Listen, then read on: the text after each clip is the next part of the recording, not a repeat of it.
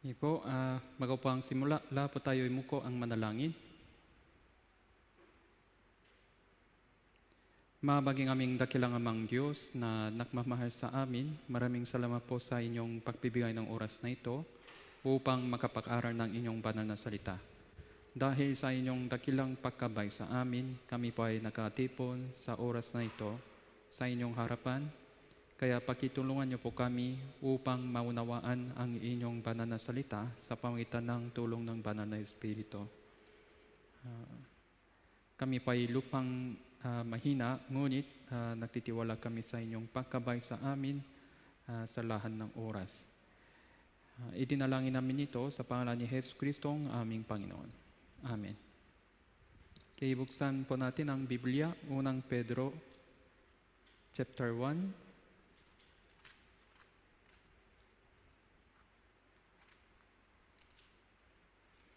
Unang Pedro, chapter 1, verse 16.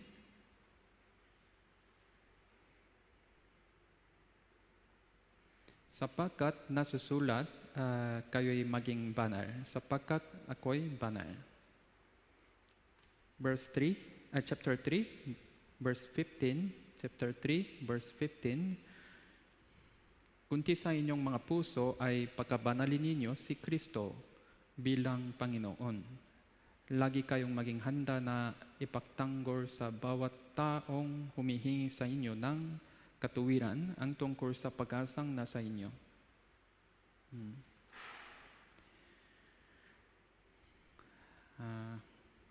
Kayo'y maging banal sapagkat ako'y banal. Ngayon po ang topic ay the Holy Spirit who make us holy. Holy Spirit, Espiritu Santo, banal na Espiritu. Ito pang angkop na pangalan para kay Diyos dahil siya po ang Espiritu, tapos siya po ang banal na Diyos.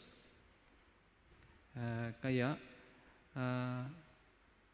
sinabi ng Diyos, kayo'y maging banal sapagkat ako'y banal. Ito pang mensahe ng Diyos para sa mga naligtas. Hindi po ito mensahe para sa lahat ng tao. Ito pa ay mensahe para sa mga naligtas, mga anak nila.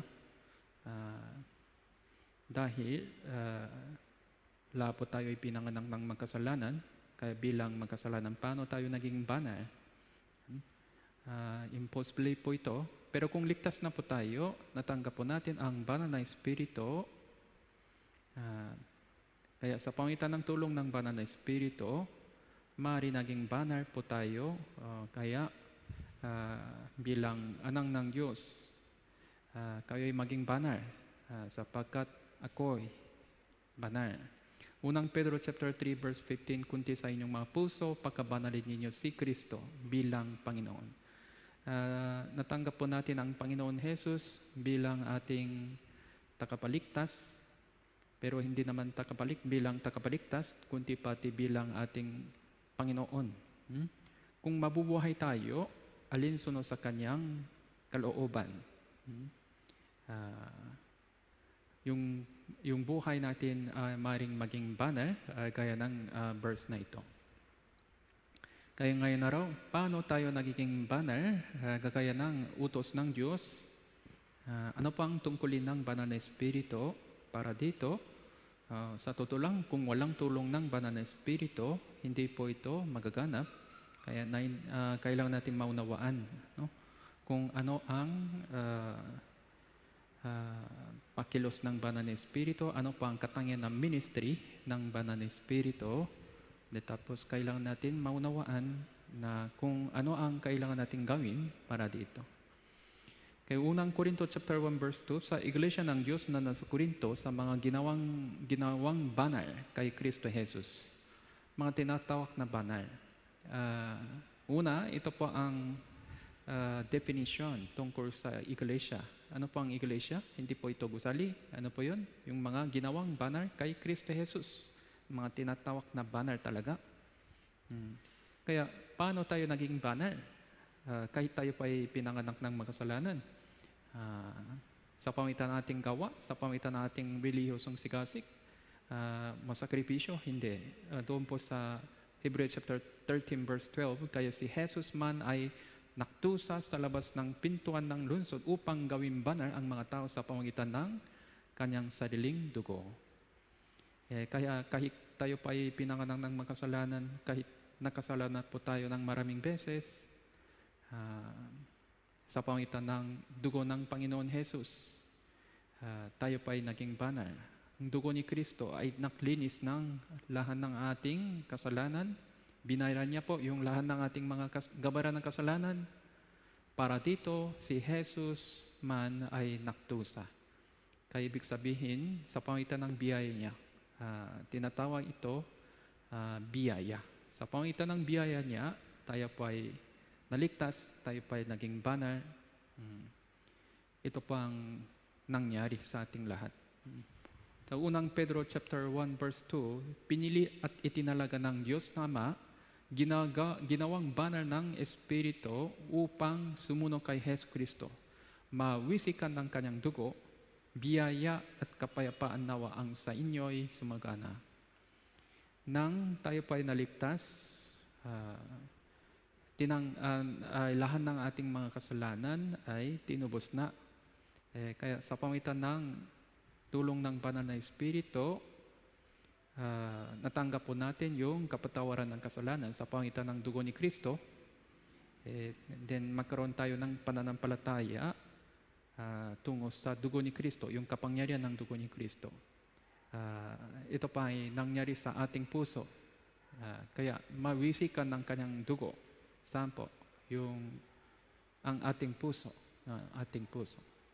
Hebrews chapter 10 verse 29, gaano pa kaya higit pa parusa akala ninyo ang nararapat sa kanilang yumurak sa anang ng Diyos, ang lumapas tangan sa dugo ng tipan, nakpabanal sa kanila, umalis pusta ng Espiritu ng biyaya. Espiritu ng biyaya, anang ng Diyos.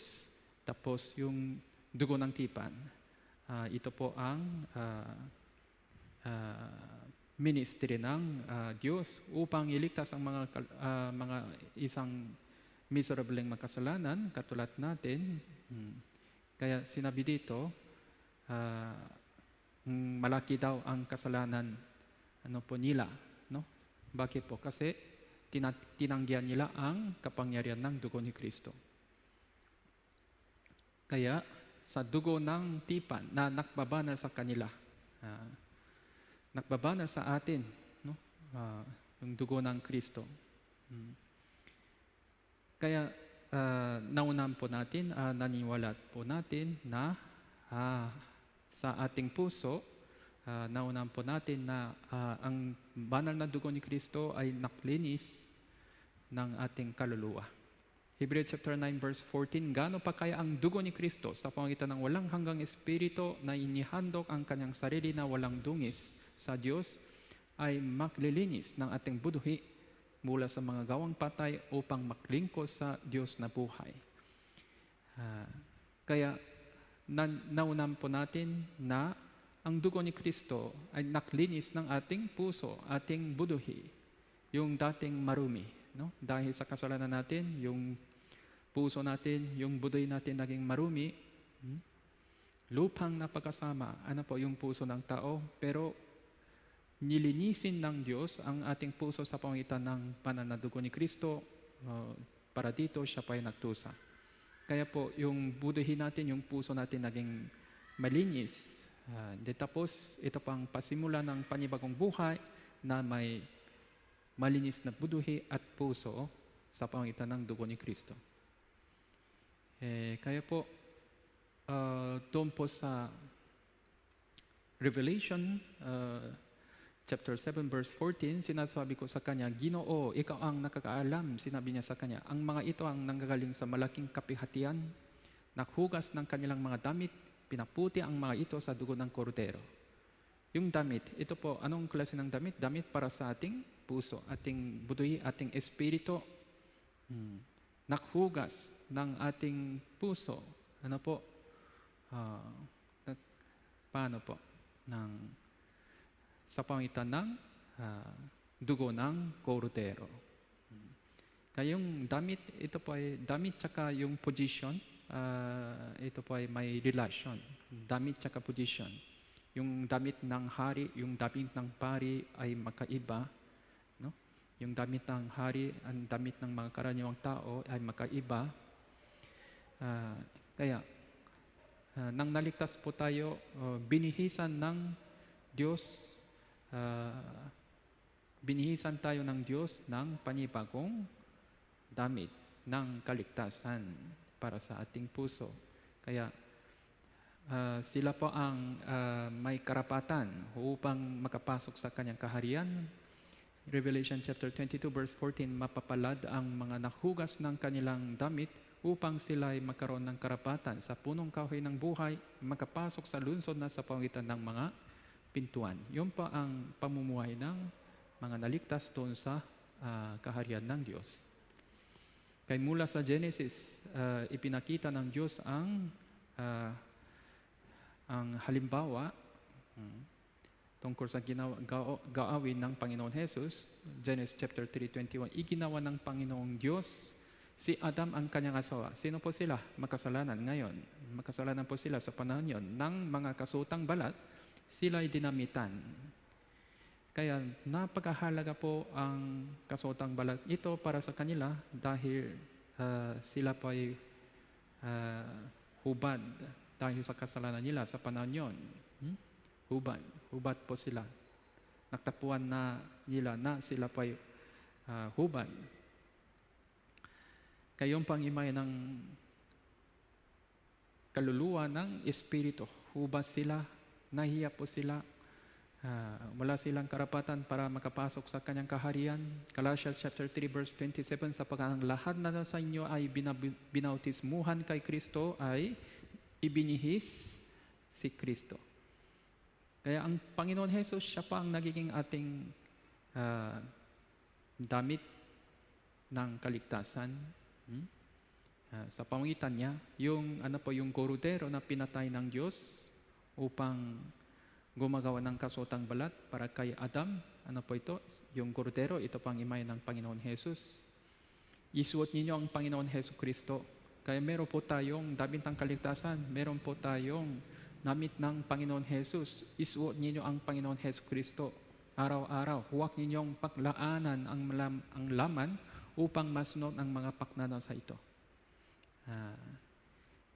Kaya po, yung damit na kaligtasan na natanggap natin, ito pa ay napakahalaga dahil ito pa ang ginawa ng Diyos sa pamamagitan ng kanyang sakripisyo niya doon sa cross dahil minamahal niya tayo.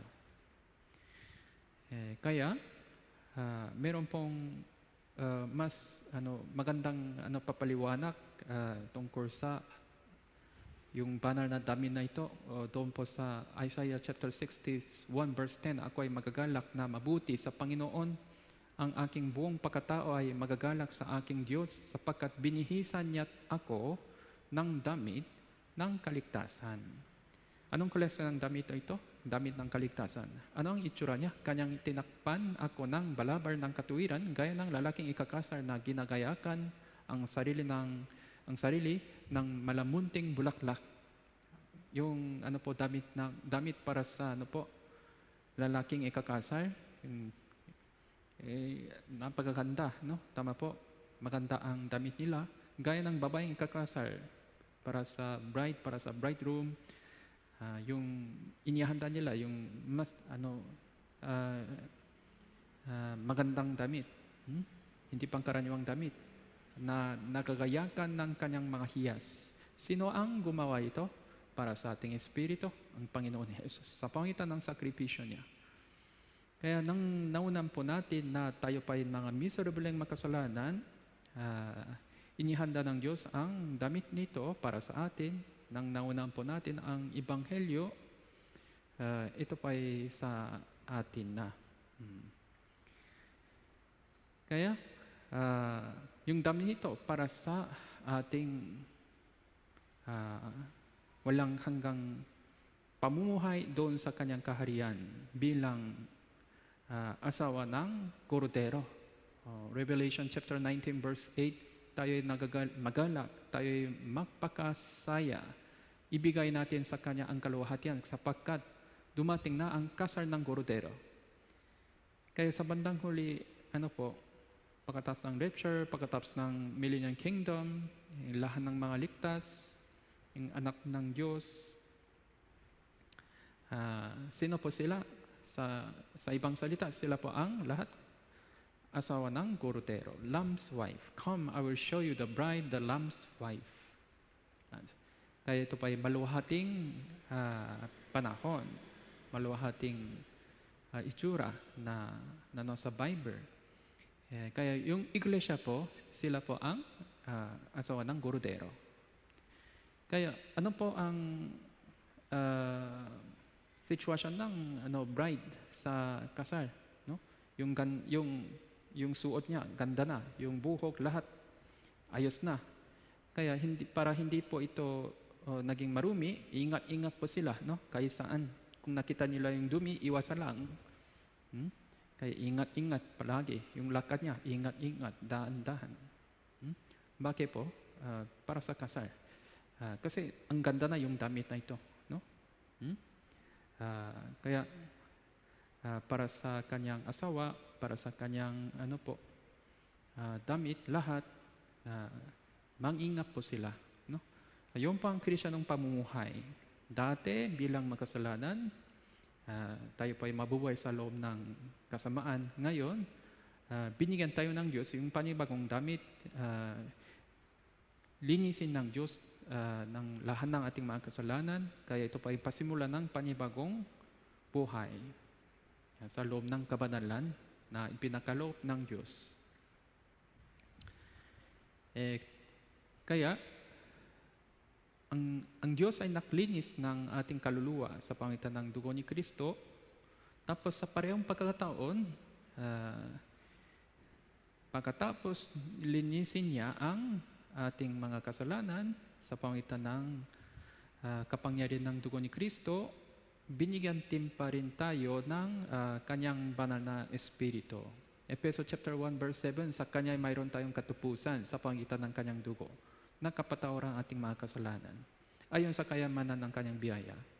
Yun pang sinabi ng Bible tungkol sa ating kaligtasan. Pero hindi ito lahat. Verse 13, sa kanya ay kayo rin naman nakarinig ng salita ng katotohanan, ang ebanghelyo ng kanyang kaligtasan. Kayo na sumasampalataya sa kanya ay tinatakan ng ipinakong Espiritu Santo. Binigyan pa rin tayo ng banal na Espiritu. Ito po ay doon po sa unang Korinto chapter 1 verse 22, inilagay din niya ang kanyang tatak sa amin, ibinigay sa amin ang Espiritu sa aming mga puso bilang paunang bayat. Okay? Linis niya yung ating puso, dinamitan tayo ng Diyos na puting damit, yung Panginoon Hesus Kristo mismo, tapos binigyan din tayo ng Diyos ng banal na Espiritu bilang pangunang bayat. Binayran niya lahat. Talagang ito po ay para sa security of our salvation. Binayran niya lahat, and then i-deposit niya po ang yung pangunang bayat pa.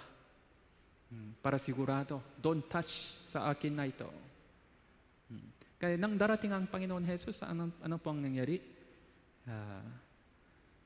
Kukunin ng Diyos ang lahat ng mga ligtas. Yung mga kaluluwa na may Espiritu Santo, kukunin niya lahat. Sinabi ng Bible, sila pang parang trigo na. Yung mga kaluluwa na walang banal na Espiritu, tinatawag ito parang ipa. Kaya Mateo chapter 3 verse 12, nasa kamay niya ang kanyang kalaykay, ay lilinisin niya ang kanyang giikan, and titipunin niya ang kanyang trigo sa kalamik. Trigo, yung mga kaluluwa na may banal na Espiritu. Subalit ang ipa, sa loob ng ipa, walang laman. No? Ang ipa ay susunungin niya sa apoy na hindi mapapatay. Yung ipa, yung pang kaluluwa na hindi pa ligtas, hindi ligtas. Kaya mukhang parehas po sila, pero sa loob, wala silang laman. Kaya Matthew chapter 24 verse 40, ito pang mangyari sa madaling panahon, may 2 taong pumunta sa bukid, ang isa'y kukunin na isa'y iwan. Yung trigo, kukunin. Yung ipa, iwan. Philippians chapter 3 verse 20, sapagkat ng ating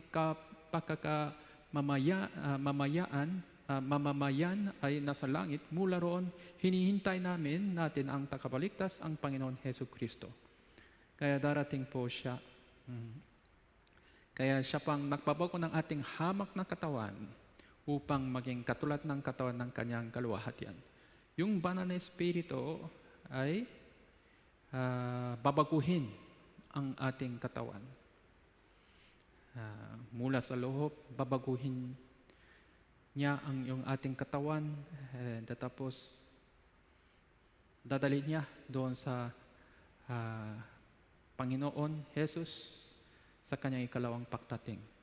Kaya meron po tayong, yung lahat ng ligtas, meron po silang ganitong katakilang pag-asa tungo sa ating Panginoon. Kaya yun pang nangyari. Pero pansamantala, nandito pa rin tayo na may banal na espiritu. Kaya nandito pa rin tayo, ano pang nangyari sa mundong ito? Nang natanggap natin ang kaligtasan kasama ng banal na espiritu, ako ay nagagalak. Sabi niya kanina, no? Masaya na po tayo. Pero sa kabilang banda, ito pang pasimula ng panibagong pamumuhay tsaka giyera na banal. Giyera na banal. Galatians chapter 5 verse 16, subalit sinasabi ko, lumalakad kayo ayon sa Espiritu. Huwag ninyong bigyan kasiyan ang mga pagnanasa ng laman, sapagkat ang laman ay naklanasa laban sa Espiritu, ang Espiritu ay laban sa laman. Ano po ito? Giyera na po ito. Banal na giyera, magipaklaban. So sapagkat ang mga ito ay laban sa isa-isa, upang hindi ninyo magawa ang mga bagay na nais ninyong gawin, katulad dati. Subalit kung kayo'y pinakpanubayan ng Espiritu, kayo'y wala sa ilalim ng kautusan. Kaya ito pang issue sa ating Kristiyanong pamumuhay. Lumakayo kayo sa Espiritu. Kaya, Efeso chapter 4, verse 22, alisin ninyo ang dating paraan ng inyong pamumuhay. Kaya, ligtas na po tayo, pero nandito pa rin yung dating pamumuhay, yung dating pagkatao.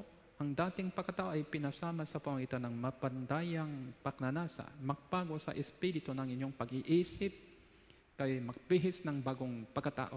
Nandito po yung damit ng kaligtasan, damit ng Panginoon, kayo magbihis ng bagong pagkatao. Nilalang ayon sa wangis ng Diyos na katuwiran at kabanalan ng katotohanan.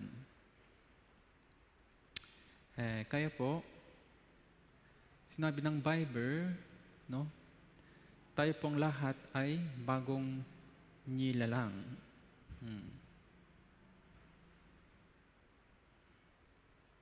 Ikalawang Korinto chapter 5 verse 17, therefore if anyone is in Christ, he is a new creation. All things have passed away, behold, all things have become new. If anyone is in Christ, he is new creation. New creation. Kaya kung ang sino man nasa kay Kristo, siya ay bagong nilalang. Bagong nilalang. Anong ibig sabihin? Bagong nilalang. Ibig sabihin, iba na sila. Kahit tayo pa ay naligtas, walang pagbabago sa ating katawan. No? Pero, sa loob, sa ating puso, nakaroon tayo ng malaking pagbabago. No? Lalong-lalo na sa ating spiritual na bagay, spiritual na pamumuhay. Po dating bulak, spiritual. Ngayon, meron po tayong panining, spiritual. Tapos doon po sa Levitico chapter 11, meron pong listahan ng malinis na hayop, na maruming hayop. Titingnan po natin. Buksan po natin ang Biblia, Levitico chapter 11. Verse 1.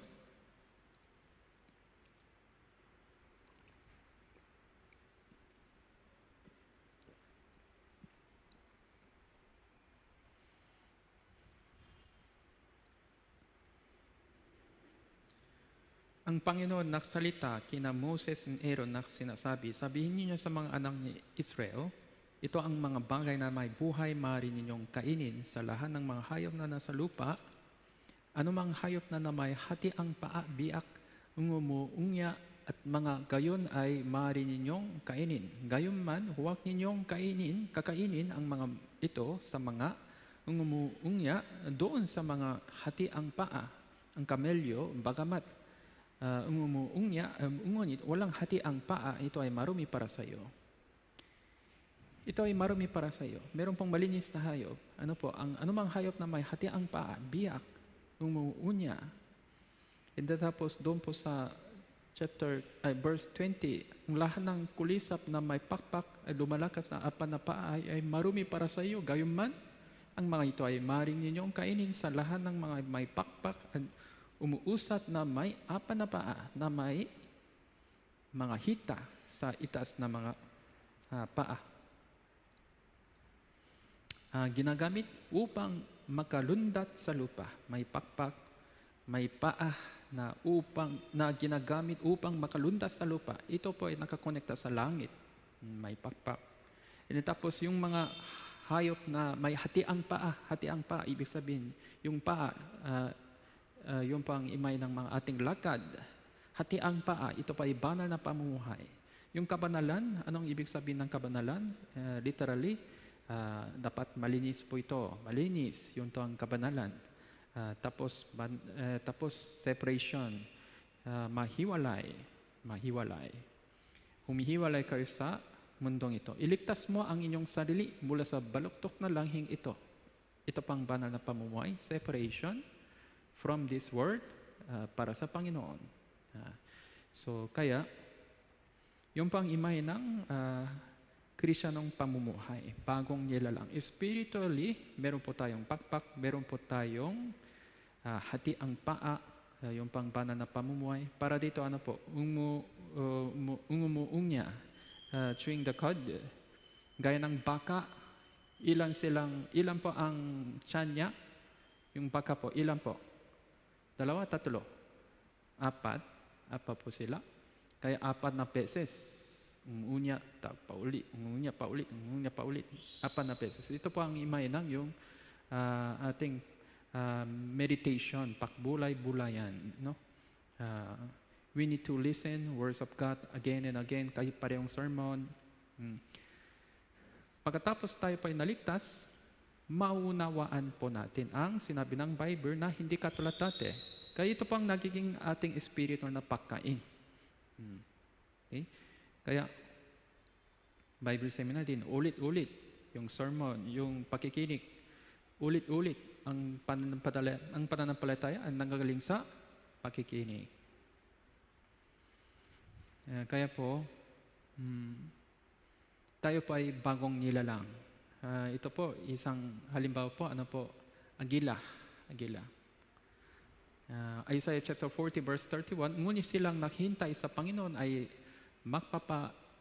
bagong lakas. Sila ay may pailanang na may mga pakpak na parang mga agila. Sila ay tatakpo, hindi mapapagod. Sila ay lalakad, hindi manghihina. Silang naghintay sa Panginoon. Those who hope in the Lord will renew their strength. They will soar on wings like eagles. Yung pang imay ng ating Kristiyanong pamumuhay. Kaya po, doon po sa Job chapter 39 verse 26 hanggang 27, does the hawk fly by your wisdom? Lumilipat pa ang huwak sa pangitan ng inyong karunungan? Hindi. Sa pangitan ng karunungan ng Diyos, ibinubuka ang kanyang mga pakpak sa dakong tinugan, sa pangitan ng inyong utos, pumapainlan lang ang agila? Hindi. Sa pangitan ng utos ng Diyos, siya ay gumagawa sa itaas ng pugat niya.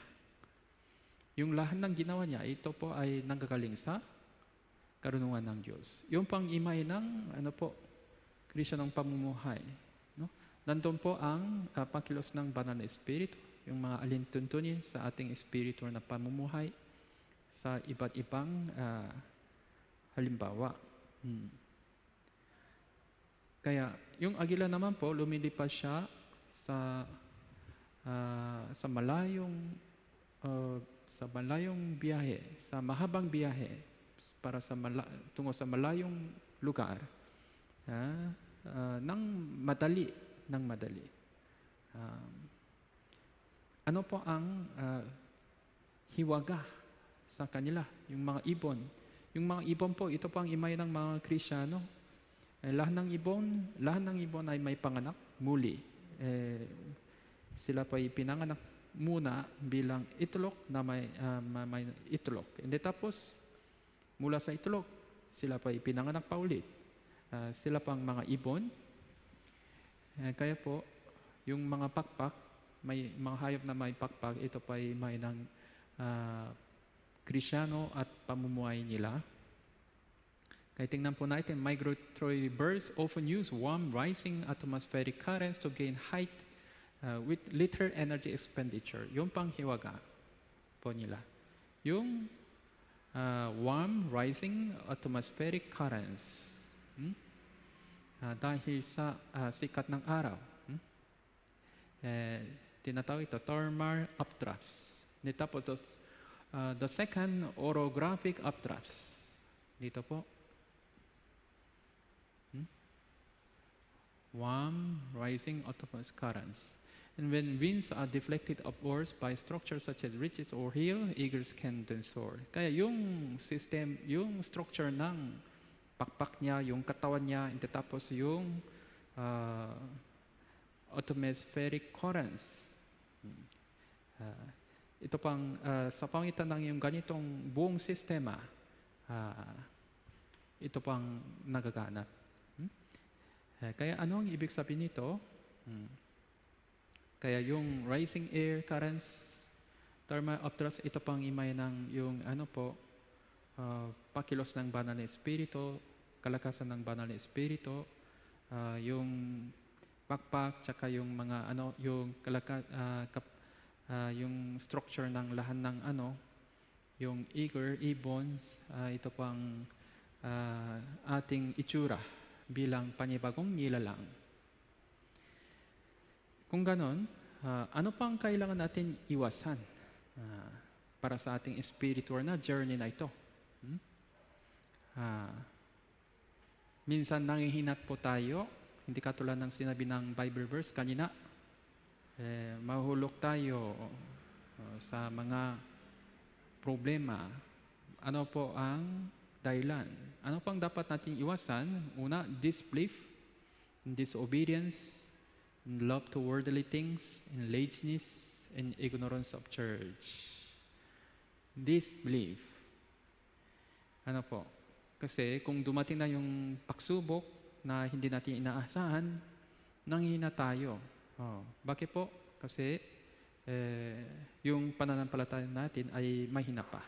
Kung ganito, ano po ang kailangan natin? Sa pangitan ng salita ng Diyos, kailangan natin palakasin yung ating loob pa ulit.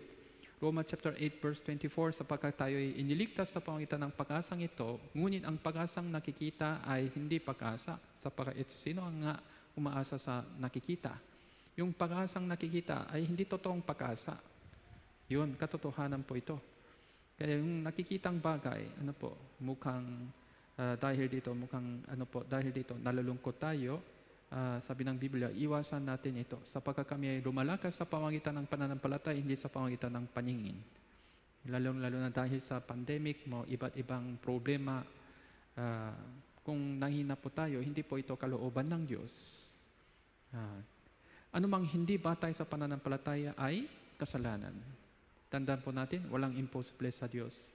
Romans chapter 4 verse 19, hindi siya nanghihina sa pananampalataya. Itinuring niya ang sariling katawan tulad sa patay na. Sino po ito? Sino po sila? Si Abraham.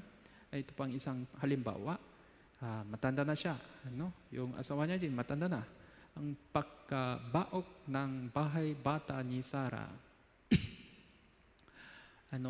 halos patay na.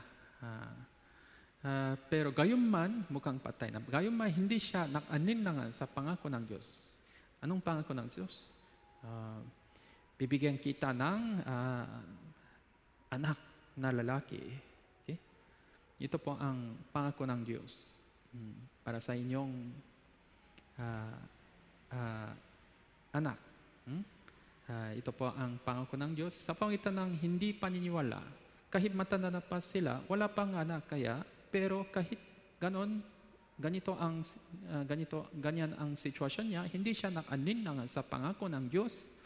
Sa pangitan ng hindi paniniwala, kundi pinalakas siya ng pananampalataya habang niluwahati niya ang Diyos. Kaya yun po ang importante. Pinalakas siya ng pananampalataya. Kaya, pagdating sa evangelization, lalong na ng mga pamilya o kamag-anak, tapos tungkol sa ating pamumuhay sa mundong ito, kung makikita po natin ng mga hadalangan, huwag tayong nanghihina. Sabi ng Bible, ang kanilang sinabi, mananampalataya ka sa Panginoon Jesus, maliligtas ka, ikaw ang inyong sambahayan. Ano po ito? Ikaw at inyong sambahayan. Ano po ito? Pangako ng Diyos. Walang imposible sa Diyos. Matthew chapter 6 verse 33, ngunit hanapin muna ninyo ang kanyang kaharian, ang kanyang katuwiran. Ang lahat ng mga kinakailangan ninyo ay pawang idrakta sa iyo. Ito din po ay pangako ng Diyos.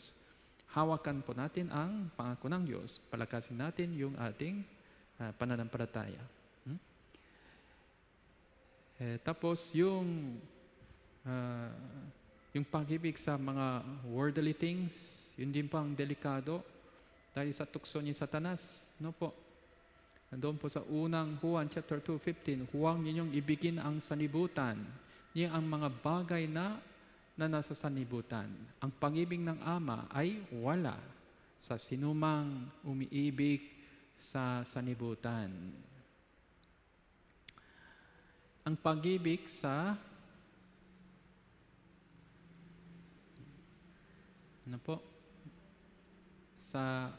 sinumang umibig sa sanibutan. Ang pag-ibig ng Ama ay wala sa sinuman umiibig sa sanibutan. Huwag ninyong ibigin ng sanibutan. Mga lunya sa pananaw ng Diyos. Ito pa ay seryosong kasalanan. Spiritual. Kung kaya sino mang nagtanais ng mga naging kaibigan ng sanibutan, nagiging kaaway ng Diyos. Kaya kung lumalapit tayo sa mga bagay-bagay na sa sanibutan, ang Diyos ay nagiging kaaway natin. Ang espiritu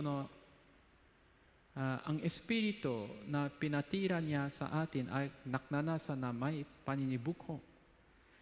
Yung banal na espiritu sa loob ng ating puso ay naninibukho, na may paninibukho. Kaya kung lumalapit tayo sa sanibutan ito, makamundong kasiyahan, nasisira po yung ating kapayapaan galing sa kaharian ng Diyos. Kaya paano tayo mabubuhay ng mabuti bilang Kristiyano? Kaya anumang masamang salita hindi dapat lumabas ng inyong bibig. Ano po ito? Mga kasalanan na kahit maliit pa. Ang Espiritu Santo ng Diyos, huwag ninyong hatiin ang Espiritu ng Diyos. Sa pamamagitan niya kayo'y tinatakan ng para sa pagtubos. Kaya huwag kayong magpakalasing sa alak. Ito ay labis na kahalayan, kundi mapuno kayo sa Espiritu. Mapuno kayo sa Espiritu. Kaya po, yung kasalanan, kahit mali pa ito, kasalanan din ito, kaya inisip ng mga ilang Kristiyano na kung malit pa ang kasalanan nila, ay malit lang ito, okay pa rin. Okay na yata kasi malit lang ito. Hindi pwede po yun.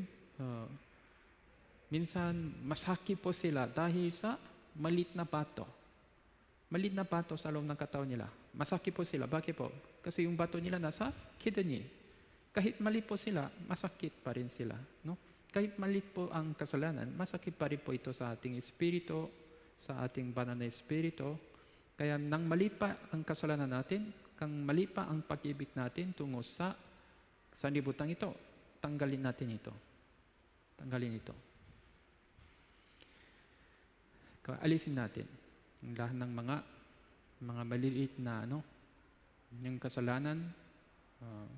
Kung malaki pa, siyempre po. Kay Lucas chapter 16 verse 13, walang aliping makapaglilingkos sa dalawang Panginoon sa pagkakapuutan niya. Ang isa, iibigin ang ikalawa. Ikaw ay maging tapat sa isa, hamakin ang ikalawa, hindi kayo makapaglingkos sa Diyos at sa mga kayamanan. Kaya ibig sabihin, yung priority, yung pang importante. No? Kailangan po yung trabaho, pero dapat natin unahin ang kanyang kaharian, ang kanyang katuwiran. Dapat natin panatilihin ang balancing ito. Yung priority ito. Priority. Kaya ngunit ang mga naknanay sa yumaman ay nahulog sa tukso. Nahulog. Ang agilang ito, nahulog na. Nabibigtak ng maraming hangal na nakapipinsalang pakdanasa na siyang maklulubog sa mga tao sa pagkawasak at kapahamakan. Malalapin naman po ang kanyang pagdating. Ingatan natin, no? Yung ating Kristyonong pamuhay. Ito pang tukso ng Satanas, ni Satanas, ang magnanais ni yumaman na nahulog sa tukso. Yung pang nangyari kay Lot, no? Lot. Kaya nagpunta siya sa Sodoma Gomora. Nalugi na siya ng malaki. Nawala na lahat. Yung asawa niya din, naging, haliging asin. Kaya, darating pa ang Panginoon Jesus, yung mga nanghintay sa Panginoon, magkaroon sila ng panibagong lakas. Ang ilang nasa rito ay napalayo sa pananampalataya, ay tinukso ang kanilang mga sarili, ang maraming kalungkutan. Kaya ito pa ay babala ng Diyos para sa atin. Magandang babala po ito. Mabuting babala po ito para sa atin. And tapos, bakit sila ay nahulog? Dahil sa katamaran. No? Kung tamat po tayo, talagang walang solution. No? Walang gamot tao. Walang gamot tao para sa mga tamad. Matthew chapter 25 verse 26, ngunit sumagot ang kanyang Panginoon, sinabi sa kanya, ikaw na masama, tamat na alipin, alam mo palang ako ay gumagapas na hindi ko hinasikan. Ito pang isang mensahe ng Diyos para sa mga alipin niya. Darating daw ang Panginoon Jesus, lahat po tayo harap sa Kanya, and tapos dapat natin marinig na yung magandang komento, mabuti, tapat na alipin, galing. Yun pang dapat narinig natin. Pero sa halip dito, ikaw ay masama at tamad. Kung tamad tayo sa pananaw ng Diyos, kung tamad tayo, ito pa ay masama. Kaya huwag naging tamad sa pagsisikap, maging maalap sa Espiritu, naglilingkod sa Panginoon. Isang pantas na anak siyang nakitipon sa tag-araw. Ngayon, tag-araw naman, malapit naman po ang kanyang pagdating, ngunit siyang natutulog sa tag-ani. Ngayon, tag-ani naman, no? Nagdadala ng kahihiyan.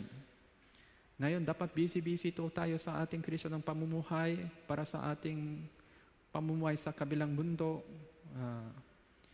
Darating daw siya na may dala. Ano po yung gantimpala? Kumusta pa ang inyong gantimpala? Marami po ba o konti ngayon? Siyang nagbubungkar ng kanyang lupa ay makaroon ng tinapay ng sagana.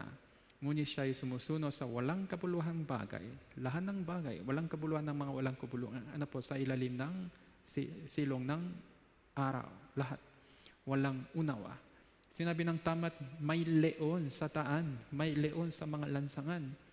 Nasa bahay na lang ako, ikaw na lang punta sa church. May leon sa daan, may leon sa lansangan. Ano po ito? May leon po siguro kahit saan. Pero hindi po ito naging dahilan. Kaya kung gusto, maraming paraan. Kung ayaw, maraming dahilan. Kung gusto, maraming paraan. No? Lalong na para sa ating Kristyonong pamumuhay. And isa pa po, ano po yun? Ignorance of church. Yung, matagal na ako sa church. No?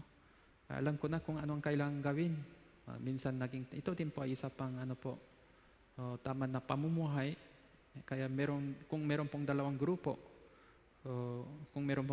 ang isang grupo, tuloy-tuloy po sila sa pagtitipon, isa pang grupo, paminsan-minsan absent, Pagkatapos ng 3 taon, ano pa ang mangyari sa dalawang grupo? Yung tuloy-tuloy. Siyempre po, sila pa ay lumago ng mabuti, spiritual. Nagpubunga sila ng mga kaipapano, spiritual. Yung mga tamat naman, kaya ang bawat sanga sa akin na hindi nagpubunga, na inaalis niya, ang bawat sanga na nagbubunga ay nililinis niya ang upang lalong magpunga. Tayo pa ay naligtas, kaya tayo pa ay malinis. Kaya meron po tayong isang bunga. Ano po kaligtasan? Ang bawat sanga ng magbubunga ay nililinis niya upang lalong magpunga. Kaya yung mga naligtas, sila pa ay malinis na sanga, kahit manatili kayo sa akin. Sabi ng Panginoon, ako'y sa inyo, gaya ng sanga na hindi nagbubunga ng buhay sa kanyang sarili, malibang nakakapit sa puno. Gaya din naman kayo, malibang kayo manatili sa akin. Kaya tuloy-tuloy po tayo sa pagtitipon, sa panibagong taon din po, kasi lalong-lalo na mas malapit na ang kanyang pagdating. Kaya yun ganitong problema, bakit ito pang nangyari? Ano pang ugat ng problema ito? Pride. Sa pasimula pa ay maganda ang Kristo ng pamumuhay ko, okay na. Meron silang pride na. Tapos, minsan nalulungkot sila, nanghina sila ng madali. Yung pang ugat ng mga problema ito, kaya naging, sila pa yung nagdududa, sila po ay sumuway sa salita ng Diyos, umibig sila sa, mas lalong na lumapi sila sa sanlibutan, maging tamad. Kaya po, Proverbs chapter 16 verse 18, ang pagmamataas ay nauna sa kapahamakan. Ang palalong diwa ay nauna sa pagkabuwal, bago ang pagkawasak ang puso ng tao ay palalo muna. Bakit tayo po ay naligtas? Sa pangitan ng biyaya ng Diyos. Yung kaligtasan po natin ay napakahalaga. Yung gospel, alam ko na yan. Dapat, sinabi ng Bible, dapat natin maunawa yung ebanghelyo ng Panginoon ng mas maigi.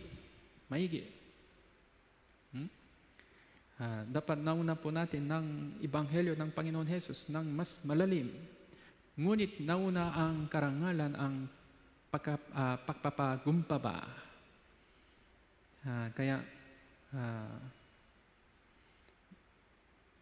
sa paglipas ng panahon, dapat tayo maging mas mapagumpaba sa harapan ng Diyos dahil kasama ng magpapagumpaba ay ang karunungan, yung karunungan ng Banal na Espiritu, yung pagkabay ng Banal na Espiritu ay nasa mga magpapagumpaba. Ang Diyos ay sumasalungo sa mga palalo, ngunit nagbibigay ng biyaya sa mga magpapagumpaba.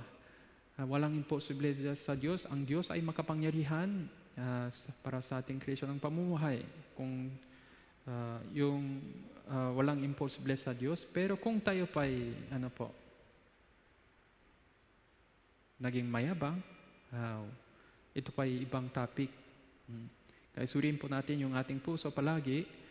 Kaya ikalang Korinto chapter 3 verse 5, hindi sa kami ay may kakayahan mula sa aming sarili upang angkinin ang anuman na nagmula sa amin, kundi ang aming kakayahan mula sa Diyos. Paano tayo mabubuhay sa mundong ito kahit sa ilang minuto kung walang tulong ng Diyos? Impossible. Kaya yung lahat ng mga nangyari sa atin ay sa ilalim ng plano ng Diyos, yung mga dahil sa yung kabutihan niya hanggang ngayon, nabubuhay tayo sa mundong ito, natapos na po ang ngayong taon, dahil sa ating sariling sigasik? Hindi, kundi dahil sa kanyang biyaya lamang. Unang Korinto chapter 4 verse 7, sapagkat sino ang nakakita ng kaibigan mo? Ano ang nasa inyo hindi mo tinanggap? Ano ang nasa inyo hindi mo tinanggap? Lahat tinanggap natin mula sa Diyos. Kung tinanggap mo, bakit mo mamalaki na parang hindi mo tinanggap? Iwasan po natin ito. Kaya, chapter 10, verse 12, unang Korinto, ang naakalang siya'y nakatayo, mangingat na, baka siya'y mapuway. Delikado ito. Kaya Ebanghelyo Juan chapter 12, verse 11, meron pong isang halimbawa. Kinabukasan ang nang mabalitaan ng maraming taong dumalo sa pista na si Jesus ay darating sa Jerusalem. Bago po siya ay pinako sa krus, nakarating na po si Jesus. Then ano ang itsura ni Jesus? Si Jesus na isang batong asno, nakakita si Jesus ng isang batong asno, sumakay siya roon, gaya ng nasusulat. Huwag kang matakot, ang anang nababay ng Sion. Tingnan mo, ang inyong hari ay dumarating na nasakay sa isang anang ng asno. Anang ng asno. Mali po siya. Kaya ito po ay mukhang, si Jesus, siya pang hari ng Israel, pero dumating siya na may anyong tao na may mapapagumpabang itsura. Kaya sila ay kinuha ng mga palapa ng puno ng palma, lumabas at upang sumalubong sa kanya na sumigaw, Hosanna, Hosanna. Mapalas siya nang dumarating sa pangalan ng Panginoon Jesus, ng Hari ng Israel. Kaya pinupuri niya si Jesus. Kaya naintindihan po ang sitwasyon na ito. Sa ganitong sitwasyon, tingnan po natin. Yung asnong batong asno, inisip niya, bakit pinupuri niya ako? Sa ulo niya, sa taas niya, sino po ang sumasakay sa kanya? Panginoon Jesus. Pero inisip niya, nakita niya yung mga tao na nagpupuri sa kanya. Bakit nagpupuri sila sa akin? Nagtangka siya. Pero sa paglipas ng panahon, nakayabang siya, siguro ako ay mukhang pogi, mukhang mabuti, mukhang maganda. Kaya nagpupuri sila sa akin. Yung pang maling pakunawa. Bakit meron po tayong mga biyaya na hindi natin ini-expect? Bakit meron pong mga malaking biyaya na dumating sa atin? Hindi dahil sa ating kabutihan, kundi dahil sa ating Panginoon sa itaas. Kaya siya po ang ulo ng iglesia. Mga awik 42 verse 5, bakit ka nanlulumo o kaluluwa ko? Bakit ka nabagabak sa loob ko? Umasa ka sa Diyos sapagkat siya'y muling pupurihin ko dahil sa kaligtasan mula sa kanyang harapan. Tapos sa kabilang banda, sa halin ng palalong diwa, kung tayo pa'y manlulupaypay dahil sa mga nakikitang bagay, mga pagsubok, hindi po ito ay kalooban ng Diyos. Kasalanan po din po ito. Yung lahat ng bagay hindi ayon sa batay sa pananampalataya ay kasalanan. Bakit ka nanlulumo o kaluluwa? Bakit ka nabagabak sa loob ko? Umasa ka sa Diyos. Sino po sila? Makapangyarihang Diyos. Galatians chapter 6:9, huwag tayong manghinawa sa paggawa ng mabuti, sapagkat sa taktang panahon, mag-ani tayo kung hindi tayo manlulupaypay. Moving forward, na may pananampalataya.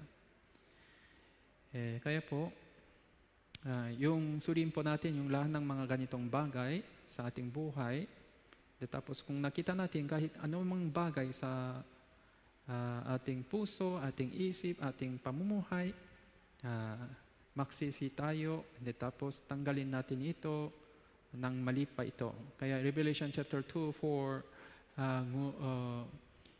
iniwan mo ang inyong unang pag-ibig. Sa halin ng pag-ibig tungo sa sanlibutan,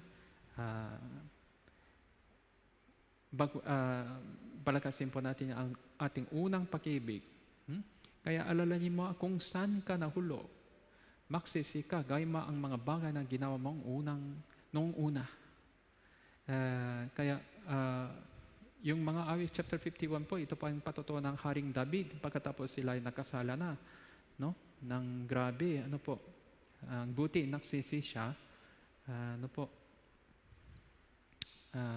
tumaliko siya sa kanyang gawa, manggawa, tapos nanalangin siya sa Diyos, humingi siya ng tawad sa Diyos, tapos mawa ka sa akin, O Diyos, ayon sa inyong tapat na pag-ibig, ayon sa inyong saganang kaawan, pawiin mo ang aking mga palabak. Hugasan mo akong lubos na aking kasamaan. Kaya paano natin palakasin ang ating Kristiyanong pamumuhay? Kung walang tulong ng Diyos, balik po natin yung ang biyaya ng Diyos. Lumamang ka sa akin ng isang malinis na puso, O Diyos. Muli mong baguhin ang matuwid na espiritu sa loob ko. Kaya unti-unti, ayusin po natin yung ating pamumuhay. Ibalik mo sa akin ang kagalakan ng inyong pagliligtas. Alalayan ako na may espiritong nagnanais. Kaya po, para sa ating Kristiyanong pamumuhay, ito po ang mga bagay na dapat natin iwasan. No? Tapos, ito pang mga negatibong bagay. Tapos, kung gano'n, ano pang positibong bagay na dapat natin tuparin? Spread the wings. Spread the wings. Meron po tayong pakpak. No? Ano po yun? Words of God. Words of God. Bago tayo naligtas, hindi natin maunawan yung sinabi ng Bible kasi wala po tayong banal na espiritu. Pero nang natanggap natin ang banal na espiritu, ano po ang ginawa niya? Subalit kapag dumating na ang espiritu ng katotohanan, papanubayan niya kayo sa buong katotohanan. Ito pa ay malaking bagay. Ano pang basehan ng ating pamumuhay? Ano pang basehan ng ating pag-iisip ngayon? Ano pang dapat sa katotohanan? Kaya paano natin maunawan yung banal na salita? Kung walang tulong ng banal na espiritu, kaya yun pa ang malaking ministry ng banal na espiritu para sa ating buhay.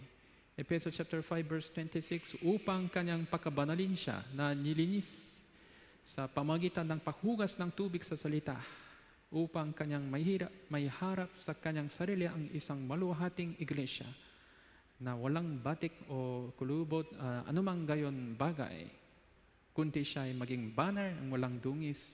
Paano po? Sa pamagitan ng tubig ng salita. Tubig sa salita. Espiritu na tubig. Napakahalaga po yung Biblia. Kaya ito po ang tapak ng espiritu. Ano po? Meron po tayong gira, banal na gira sa loob natin sa pagitan ng banal na espiritu at laman. Ano po ang sandata ng espiritu? Ang salita ng Diyos. Ito pa ay malakas na yung sandata para sa ating espiritu na gira. Kaya gaya ng kanina, yung Levitico po, yung mga anumang hayop na may hatiang paa, biyak, unya. Ano po ito?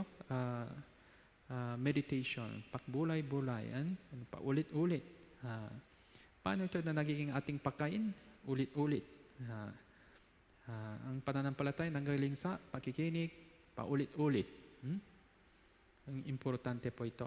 Tapos, kung nauntan po natin ang salita ng Diyos, ano pa ang kasunod?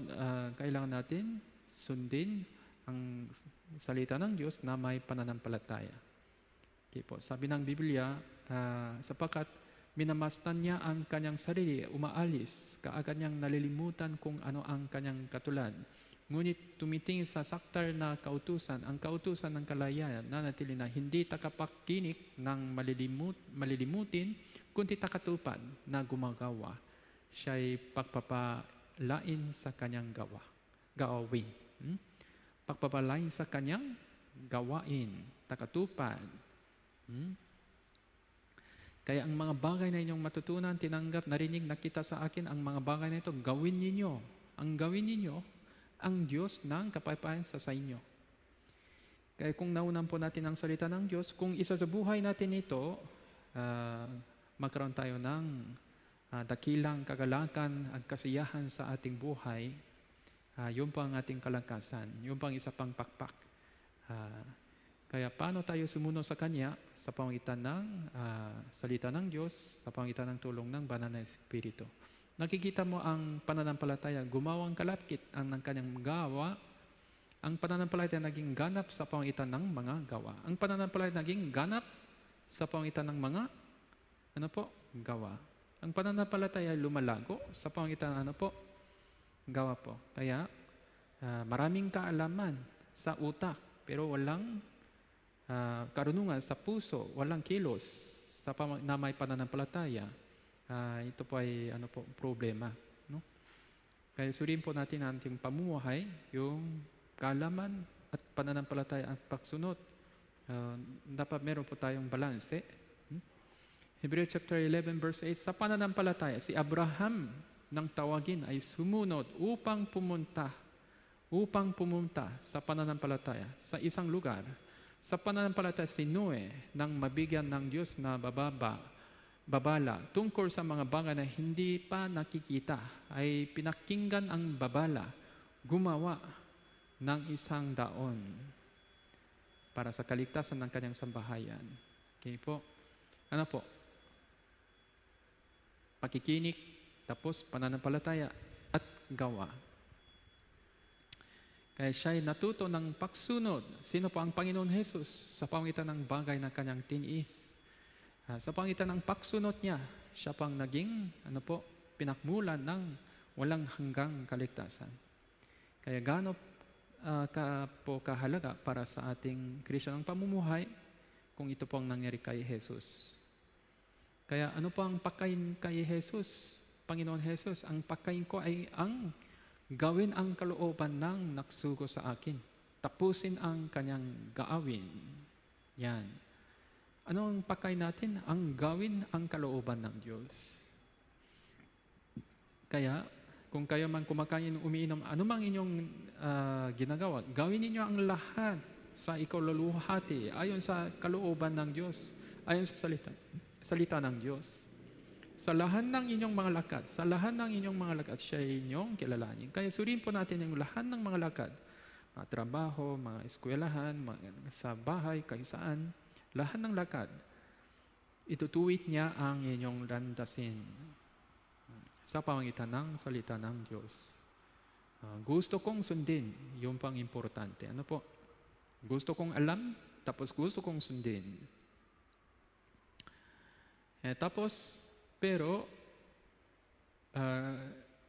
Gusto kong sundin, pero paminsan, sa totoo lang kadalasan, nanghinata tayo kasi ano pa ang kulang? Prayer. Ito pa ang kulang. Kaya yung lahat ng mga bagay sa ating Kristiyanong pamumuhay ay nagaganap sa pamagitan ng tulong ng Diyos. Kaya manalangin kayo sa Espiritu sa lahat ng panahon, sa bawat pananalangin, pagsamo. Paano natin tanggapin ang kalakasan ng Diyos? Humihingi tayo sa Kanya. Magpatuloy kayo sa panalangin. Manalangin kayo ng walang patid. Kayo maging handa ang mananalangin upang hindi kayo madaik ng tukso. Ang Espiritu ay tunay na naknanay, subalit ang laman ay mahina. Kaya kayo'y wala. Bakit po? Kayo'y wala. Santiago chapter 4 verse 2, kayo'y wala sapagkat hindi kayo humihingi.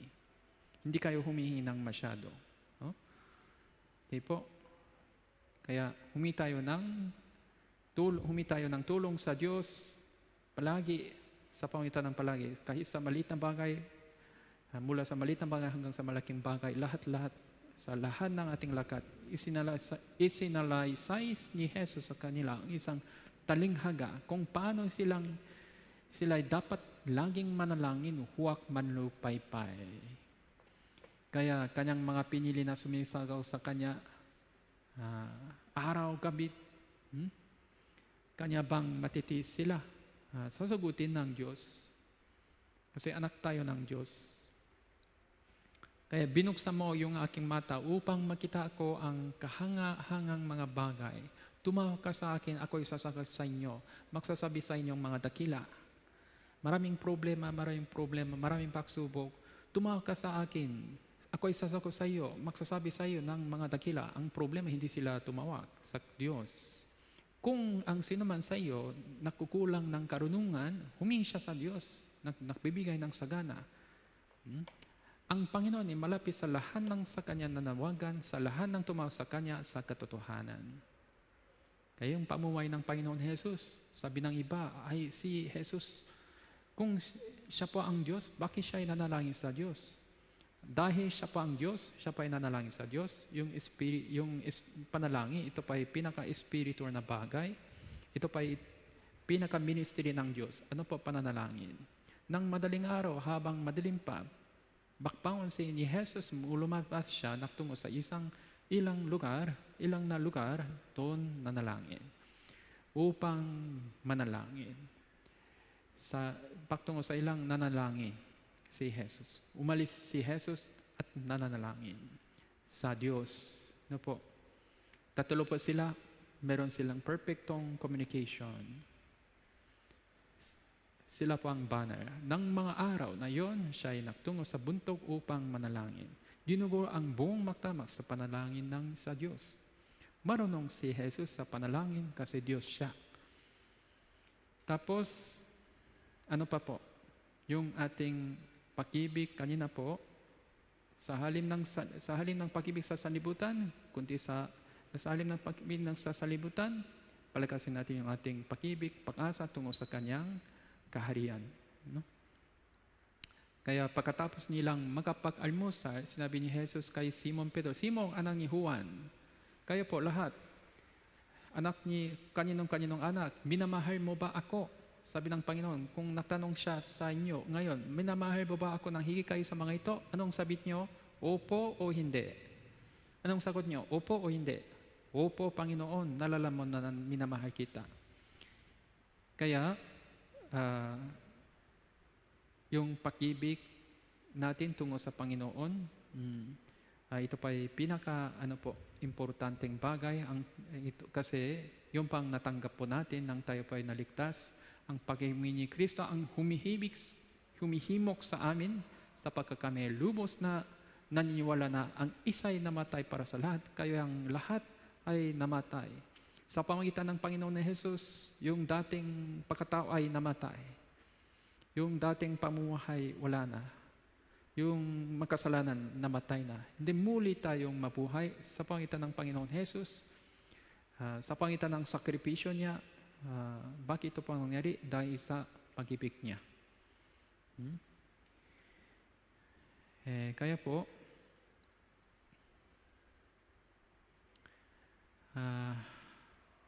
kayo muling binuhay kasama ni Kristo. Hanapin ninyo ang mga bagay na sa itaas. Yung agila. Ano po ang nakikita niya? Yung taas. Ano po? Sa taas. Nasa itaas siya. Kinaroon ni Kristo na nakaupo sa kanan ng Diyos. Ituon ninyo ang inyong pag-iisip sa mga bagay na nasa itaas. Yung isip natin purong makamundong bagay. Purong hanap po ay sa mundong ito lang. Ano po? Kung gano'n, hindi po ito tunay na pamumuhay bilang Kristiyano. Tanda mo natin, tayo pa ay bagong nilalang, gaya ng agila, spiritual. Kaya, ito pang importanteng bagay para sa agilang ito, pero hindi po ito sapat kasi meron pong mga malaking problema na po, gravity. May laman pa tayo. Kaya ano po ang kailangan? Yung kapangyarihan ng banal na Espiritu. Kaya doon po sa Roma chapter 7, buksan po natin ang Biblia, Roma chapter 7,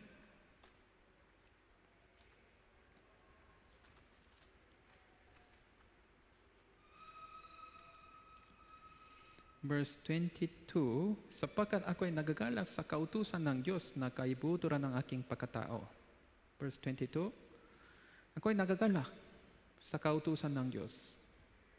Dahil ligtas na po tayo. Subalit, nakikita ko ang kakaibang kautusan sa aking mga bahagi na nakipagbaga laban sa kautusan ng aking mga pag-iisip. Ako ay binibihag sa ilalim ng kautusan na kasalanan na sa bahagi ng aking katawan. Sa loob natin, meron pong dating pagkatao, laman. Kahabak-habak na tao ako, sino ang maliligtas sa akin mula sa katawang ito na kamatayan? Nasaan yung sagot? Chapter 8, verse 1. Ngayon, ay wala ng kahatulan sa mga nakay Kristo Jesus, sapagkat ang kautusan ng Espiritu ng buhay na nakay Kristo Jesus ay nakpalaya sa atin mula sa Kautusan ng kasalanan na kamatayan. Ang lakas naman po yung gravity, pero lumipas siya sa pangitan ng yung kapangyarihan ng hangin. Ito pang hindi nakikitang imay ng hindi nakikitang banal na espiritu, malakas siya, no? Kaya doon po sa Roma chapter 8, no? Na kay Kristo. Nasaan yung banal na espiritu na kay Kristo Jesus? Nasaan yung Kristo Jesus, yung katawan ni Kristo? Sa loob ng iglesia. Kaya paano tayo lumago? Spiritual. Manalili kayo sa puno ng ubas. Tayo pa ay miyembro ng katawan ni Kristo. Kung naputol na, ay malaking problema ito. Madumi ito. Yung darili na naputol, malinis po ba ay madumi? Darili na maputol, maganda po ito? Marumi po ito. Kaya Colossus chapter 2:19, hindi kumakapi sa ulo. Paano tayo kumakapi sa ulo? Sa pamamagitan ng katawan. Sa pamamagitan ng katawan. Sa ulo ng direkta, hindi. Sa pamamagitan ng katawan. Sa Kanya ang buong katawan.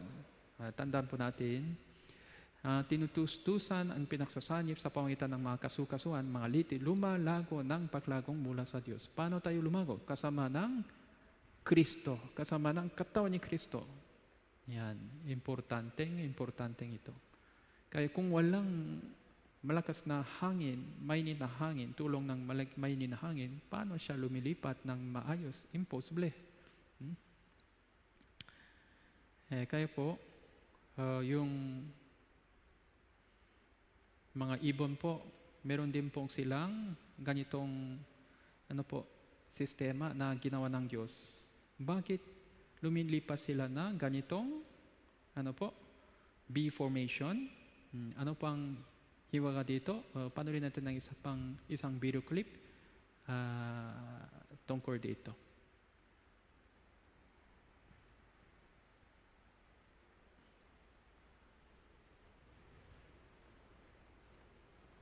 Okay po.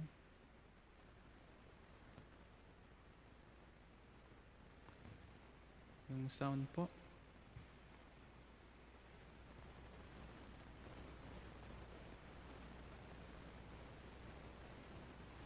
Yung sound po.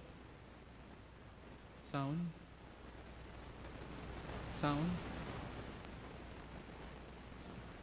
Meron po. Yung sound. Dito wala po sa labas. Wala po dito yung sound.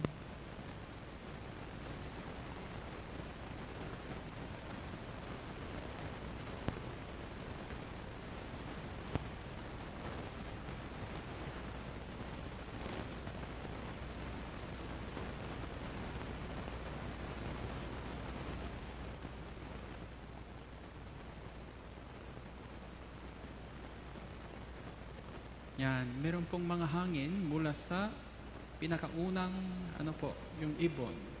Dahil sa tulong ito, yung pangalawang ibon ay lumilipat ng mas madali kaysa yung unang ibon. Yung pangatlo, meron pong dalawang hangin mula sa dalawang ibon na nauna sa kanya. Yan, ganito po ang sistema.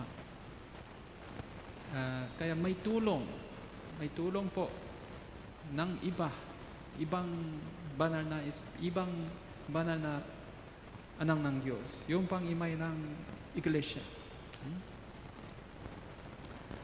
Kaya po sa loob ng iglesia, meron pong banal na kilos ng banal na espiritu, yung sa pangitan ng mga naligtas ng nauna, sa loob nila meron pong banal na espiritu, sila pang bahagi ng iglesia. Kaya po, importante. Yung ating pagtitipon, manatili tayo sa puno ng ubas. Wala na iba. Kaya, yung dalawang pakpak, saka yung ating paningin, tapos yung ating prayer, and then tapos yung ating pamumuhay sa loob ng iglesia, yung pang hiwaga para sa ating spiritual na pamumuhay. Kaya Para dito, alisin po natin yung lahat ng yung mga hadlangan, mga kasalanan sa ating buhay. Unang Timoteo chapter 2 verse 20, sa isang malaking bagay na hindi lamang may mga kasangkapan, ginto, pilak, hindi mayroon din namang kahoy, luwat. Ang iba ay nagtatanong paggagamitan, ang iba ay para sa karaniwan. Sa loob ng church, meron pong maraming yung mga brothers, sisters, meron pong mga talento. Basta ang importante, kung nililinis ng sinuman ang kanyang sarili mula sa mga bagay na ito, maging tanging kagamitan. Itinalaga ang mahalaga sa may-ari ng bahay. Ano ang klase ng gagamitan ay lalagyan ay gagamitan ng Diyos? Malinis na lalagyan. Malinis. Yung pang pinaka-issue ngayon, banal na pamumuhay, ang karunungan buhay sa itaas. Una ay malinis, saka mapagpayapa, banayad, magpagbigay. Ano pang pinakaunang issue? Una ay malinis. Kaya unang Timoteo chapter 4:7, subalit tanggihan mo ang masasama, ang mga walang kabuluhang katsa, sanayain mo ang inyong sarili sa kabanalan. Sanayain mo. Para tuparin ang kalooban ng Diyos, kayo maging banal sapagkat ako'y banal. Kaya hanggang dito po yung topic natin. Tandaan po natin yung lahat ng matutunan natin upang isabuhay para sa kaluwalhatian ng Diyos. Manalangin po tayo. Mabanging aming dakilang amang Diyos na nagmamahal sa amin, maraming salamat po sa inyong pagbibigay ng oras na ito upang makapangaral ng inyong banal na salita. Sa pamamagitan ng Biblia, naunan po namin na kayo pa'y naligtas sa pamamagitan ng inyong sakripisyo at banal na dugo. Pakitulungan niyo po kami upang tuparin ang inyong utos para tayo naging banal katulad ninyo sa pamamagitan ng tulong ng banal na Espiritu. Maraming salamat po sa inyong lahat ng biyaya na ibinigay niyo sa amin. Idinalangin namin ito sa pangalan ni Jesucristo, aming Panginoon. Amen.